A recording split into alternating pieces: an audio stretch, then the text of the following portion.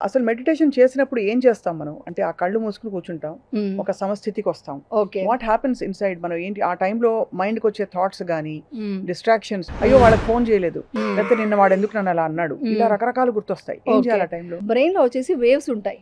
ఏది beta waves and ఇవంతా science అండి. నేను తెలుసుకున్నాను. అంటే నేను మెడిటేషన్ చేస్తున్నాను కానీ ఎందుకు అని క్వెషన్స్ అడుగుతున్నారు. హ్మ్. సో, నేను సైంటిఫిక్‌గా రీసెర్చ్ చేసుకున్నాను. దేనివల్ల ఇవంతా యూజ్ అవుతుందని. సో, అందువల్ల ఏంటంటే మనం ఇప్పుడు మాట్లాడుతున్నాం కదా!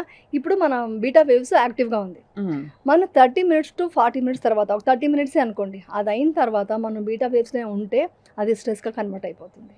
ఓహో! సో, థాట్స్ హెవీ థాట్స్ వస్తాయి కదా మనకు. ఆ విషయం, ఈ విషయం స్వప్న కదా అది మాట్లాడారు, ఈ క్వెషన్ అడిగారు, ఈ ఆన్సర్ చెప్పాను. ఒక 30 మినిట్స్ తర్వాత అందుకే మనం చూడండి స్కూల్ దగ్గర నుంచి ఎక్కడైనా కూడా బ్రేక్ తీసుకోండి, బ్రేక్ తీసుకోండి డాక్టర్స్ చెప్తారు. ఈవెన్ మీరు ఒక వర్క్ చేస్తున్నా కూడా 30-40 మినిట్స్ తర్వాత అటు వాక్ తీసుకోమంటారు.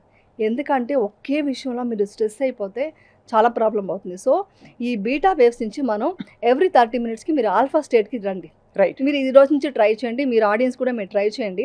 ఒక 30 మినిట్స్ టు 40 మినిట్స్ అనుకోండి. మీ ఇష్టం. మీ సిట్యుయేషన్, మీ వర్క్‌ని బట్టి. అది అవ్వగానే ఏమి చేయదు. జస్ట్ ఇలా కూర్చొని జస్ట్ రిలాక్స్ అయిపోండి. ఏమి చేయదు. ఏ థాట్ వద్దు. మెడిటేషన్ కూడా అక్కర్లేదు. మీరు బ్రీత్‌ని అబ్జర్వ్ చెయ్యి. మన బాడీ పార్ట్స్ అబ్జర్వ్ చెయ్యి. రిలాక్స్ అవుతున్నట్టు ఫీల్ అవ్వు అంటే కూడా మీకు కన్ఫ్యూజన్ వస్తుంది కాబట్టి ఏం చేయకుండా కూర్చోండి.